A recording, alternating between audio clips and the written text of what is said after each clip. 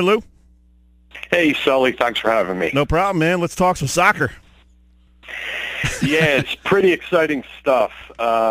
When Mike Pellegrino, who's the other coach, and I, started this 2 years ago, we did not envision that we'd be in this spot. So it's almost a once-in-a-lifetime experience for the kids, and we're really excited.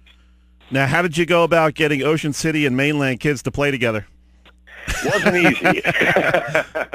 I actually, Mike coached the travel team over at Mainland in middle school, and I coached the travel team at Upper Township. And I reached out to Mike 8th grade year and say, hey, when these guys go to high school, let's consider, merging teams. So, we had the tryout, and it was tough in the beginning because they kind of stayed in their same groups, you know what I mean? But right. As the season wore on and, they started to trust each other, they started to blend in. But we did notice that in the first couple of practices that they would... Oh. Did we lose Lou? You there, Lou? Sully. Oh, you there? Yeah. Oh, sorry. I thought we lost you. Yeah. So, it was a work in progress, but now they're at the point where, they generally trust each other. They expect, they know their moves, and it is a very cohesive team. And you also have, guys from Atlantic City High School, EHT, Cedar Creek, ACIT, even Southern Regional. So a lot of different soccer backgrounds coming together.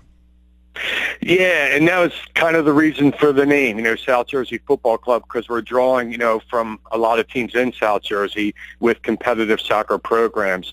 And I think it's going to make it neat, this upcoming high school season, because a lot of these schools play each other, and it'll be kind of neat to see them, compete against one another in high school. Now, Lou, how long have these kids been playing together? Just 2 years. And again, that's what made it hard early on, because it was a brand new team. Mike and I just thought we could provide a very competitive program, at a cheap rate. And, we wanted to keep going. We wanted to keep, running practices for, kids who are heading into high school. My twins, Hunter and Trevor, on the team, his son, Ryan Pellegrino's on the team. So we wanted to keep going. And like I said, this is our second year in existence, and to have this kind of success, pretty exciting. Now, what did it take for you guys to get down to Florida? How many, I guess you were at the regionals in West Virginia, and had a great run there, 5-0. Yeah, it actually starts with the state cup. You have to win, your state's tournament. So we had to win, 4 games there to be state champs. And then, as you said, we went to West Virginia 3 weeks ago to compete against 7 other teams that had 2 brackets, a bracket A and bracket B.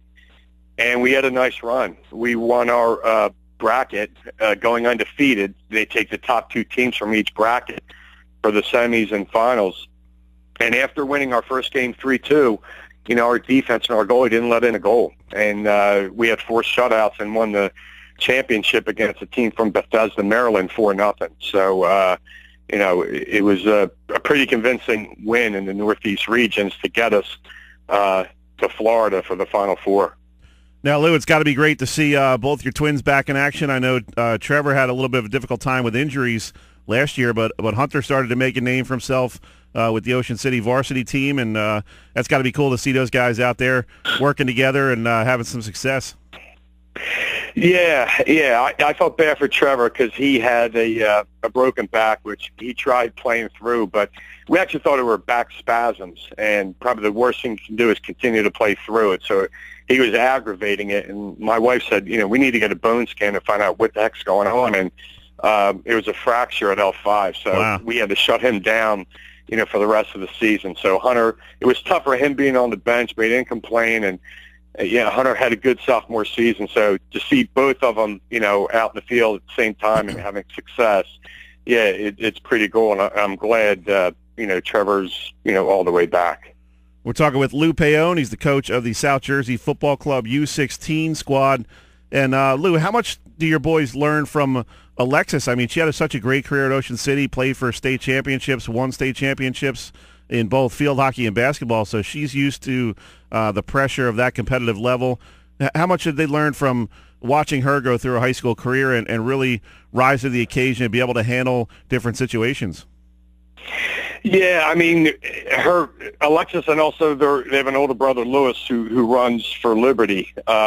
We're just a very competitive family, in everything we do, whether it's playing cards or playing soccer or basketball in the driveway. So, no, I think Lewis and Alexis are good role models for them, as far as, never quitting, always competing, never giving up.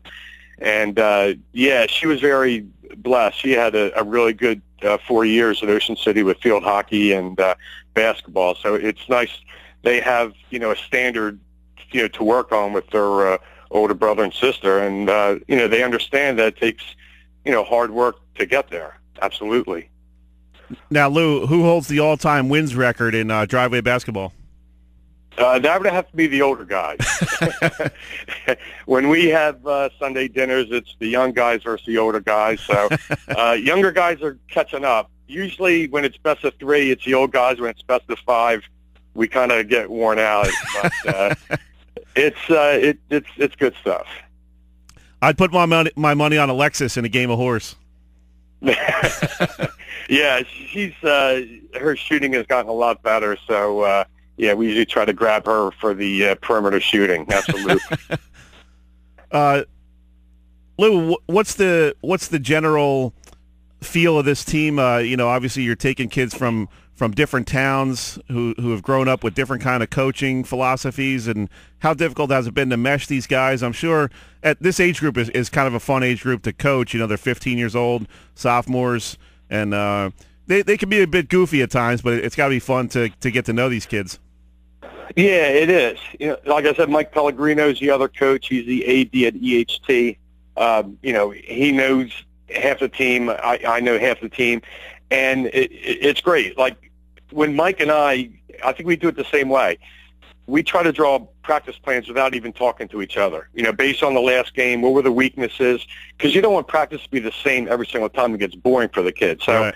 We try to switch it up. We try to determine, what were our weaknesses last game, and what drills can we work on for those weaknesses. And I know Mike does a lot of stuff with possession, real big on possession, now the kick and run stuff, and I'm really big on speed and quickness and conditioning. So I think it's a nice balance. And I'll do a whole practice plan, he'll do a whole practice plan, and then we'll kind of, merge which ones we think, would be beneficial. So it's worked out because he has a busy schedule being an AD. Sometimes he can't make the practices. With Alexis playing stuff her senior year, sometimes I couldn't make, the practices. So I think for Mike and I, it's been a good fit.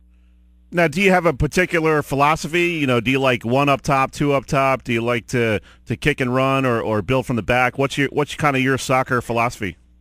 Well, we've been working with the 4-4-2, and we don't like to kick and run. I mean, we'll take advantage of something, but what we try to do is we try to, in the first 5-10 minutes, we tell, all the kids, study the other team, look for potential weaknesses.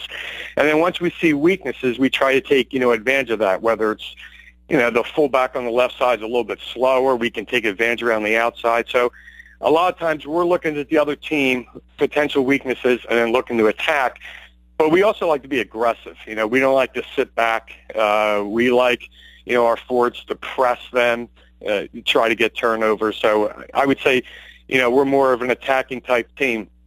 But having said that, our defense, our goalie have done really well, especially, at regionals, having 4 shutouts. So I think when you get to this level, your offense comes and goes. You can have good offensive games, bad offensive games. But I think the consistent standard with our team has been, the defense. Coach, as a travel coach, how much have you learned from watching the local high school coaches? I mean, guys like Aaron Bogashevsky and John Napoli, these guys that really know their soccer, and they know what they're doing out there. I'm sure you take some pointers from those guys. Yeah, I mean, Bogey's been very supportive of this. He went to one of our indoor games. He keeps in touch. And now that the high school season is starting to kick off, he's been very supportive because he understands, we're going for something real big. So they haven't been able to make some of these voluntary captains practices of late because we're getting ready for the tournament. But no, I can just speak for for my twins and Bogey, and they really enjoy playing for him, and for the high school. Good stuff, Lou. We appreciate you taking a few minutes. Got to let you go. We're up against the break here, but good luck to your boys July 13th to 16th down in Florida for the President's Cup. Let's bring it home, man. Thanks, Sully. Appreciate it. All right, man. Have a good weekend. Take care. You too. That was Lou Paone, one of the coaches of the South Jersey Football Club U16 squad. They're going down to Florida here in about a week or so.